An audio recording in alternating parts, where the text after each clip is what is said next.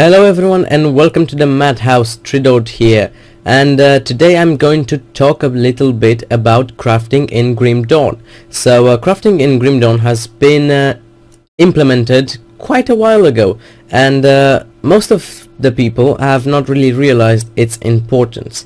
And lately I've been getting a lot of questions about my items, how I got them, and well, the answer is simple. Well, I crafted them. I don't really like to grind for a particular item that is so random in a game like Grim Dawn, so I would rather just craft it over and over and over again until I get a particular item that I like. And so this is done with the help of our blacksmiths, and in order to talk about crafting we have to talk about the blacksmith. And well, right now with build 24 we got our third blacksmith, and I'm going to show you guys exactly what each and every one of these actually do and what their bonuses are. First off, we get our blacksmith from the quest A Tale of Two Blacksmiths, and in that particular quest we have to choose between Angrim and Duncan. And Angrim possesses the talent of practiced skill, which you can find here, and then Duncan possesses the talent of arcane forging, which you can find him here. Okay, with the introduction of build 24 we got our third blacksmith, and actually you can only have two active because you have to choose between Angrim and Duncan on one character. And well, we got our third one. We have Voldrick, and has studied the enemies of man and has learned to counter their strength through forge. Okay, so you can find him where? Here. Alright. And as you can see, these three blacksmiths actually have different properties that they can give the crafted items. So Angrim is going to give you 3 to 7% pierce, increase armor protection by 3 to 7%, and 3 to 7% physical damage. Only one of these. And Duncan is going to give you energy regen, elemental resistances, and elemental damage, while Valdrick is going to give you a little bit, a tiny little bit of ether resistance or chaos resistance or some flat health. And this way you can actually craft on with the blacksmith that is going to help your character the most. Now that we got the bonuses of the different blacksmiths out of the way, we can find in here at Duncan is the choice that I made for this particular character, and you can find some different sorted out items here.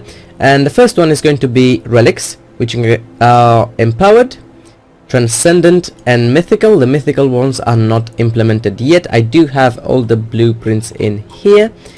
We have melee weapons that you can see here are axes, blunt implements, which are actually wands, daggers, spellcaster in general, swords, and two-handed melee. We have ranged weapons, one-handed and two-handed ranged, and we have armor, which consists of belts, chest, feet, foci, come on, hands, helms, legs, shields, and shoulders. And well, in here we actually have accessories and consumables, and on the accessories we have amulets, we have components, a whole lot of components, and consumables, and these two materials, which are the ether shard and the skeleton key. Okay, so when I was a newbie I kept asking people how they crafted their green items. For example, this vigorous bronze cuirass of the Drangul, and that was the reason, because I go to chests, okay, and I do not see a green chest to craft, unlike the Warmonger's belt. Okay, so as you can see here, the Warmonger's belt is actually required player level 45, so this is a blueprint that I cannot use yet. But let's take, I don't know, let's take the Bounty Hunter's Girdle. Okay, so if I craft this, it's going to have these base stats. It's always going to have this base stat. It's going to have 9% pierce damage, 2% total speed, 2% chance to avoid melee attacks, 5% experience gain, and random stats. So what this means is that well, you cannot really customize this particular belt. It is going to come with random stats, but it will have the default ones. It's always going to have the default ones. while these yellow ones are actually enchanted. Okay, so if you just read the tooltip here, the blacksmith crafts an enchanted item appropriate to your level of magical or even rare quality with a bonus chance of generating extremely rare items.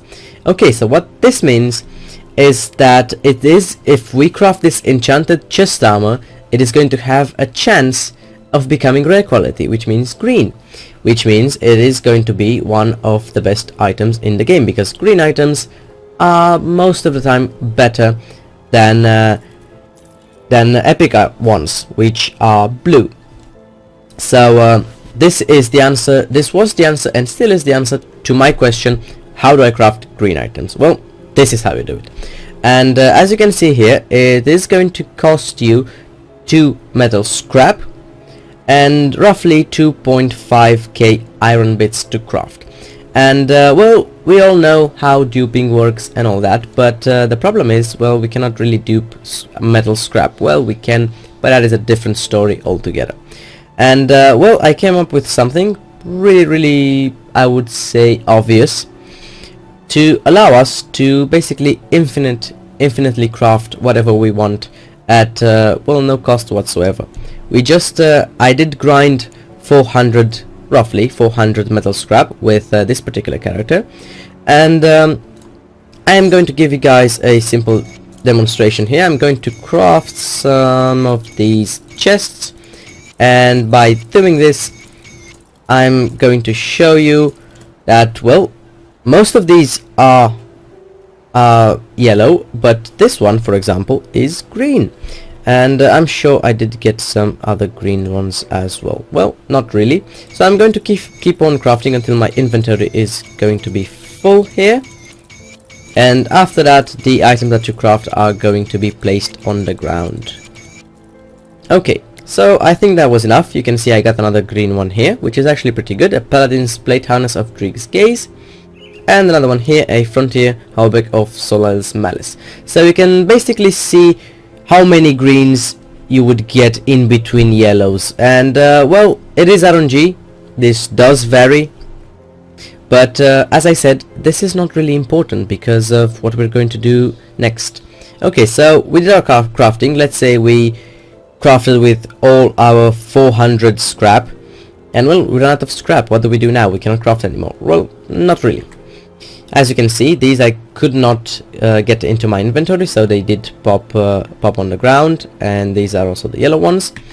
And I'm going to exit the main menu, right in here, and I'm going to do this.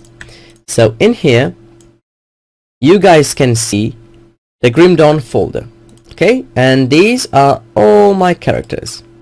As you can see, you go into Documents, My Games, you will find Grim Dawn there. Go into Save, go into Main, and these are all your characters. And the character that I crafted from was this one.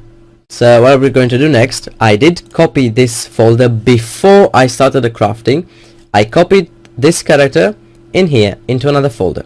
Okay, so I'm going to delete this one, go to the recycle bin. I do not need you anymore. I'm going to refresh this. You can see it's gone. And then copy this one into here.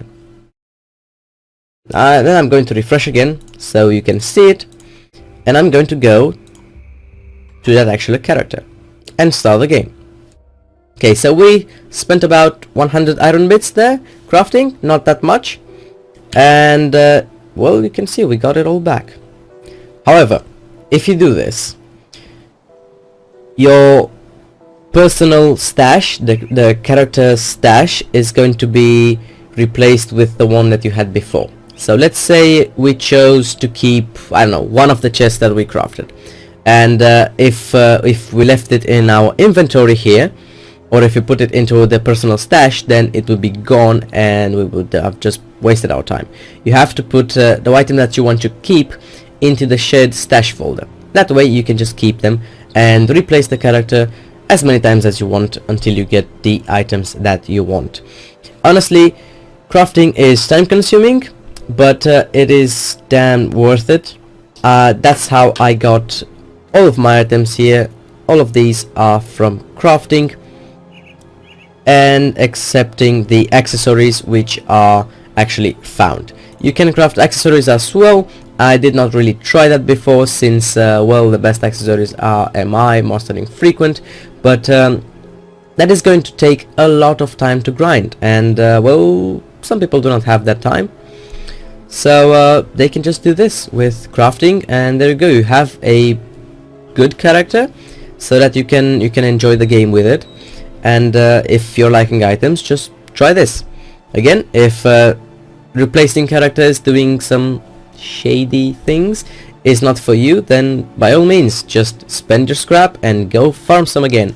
If you do need scrap, I would suggest running Crownleys. You get a lot of scrap there from rares, from elites, and also from the destructibles that you find there. You can get a lot of scrap, and with that you can get back to crafting. So I hope this sort of cleared out a lot of things, a lot of the questions that people have been asking me. This is how I got my items. There's not really some really shady stuff going around. It's just crafting, it's game mechanics. Just read the tooltips and you will be ready to go.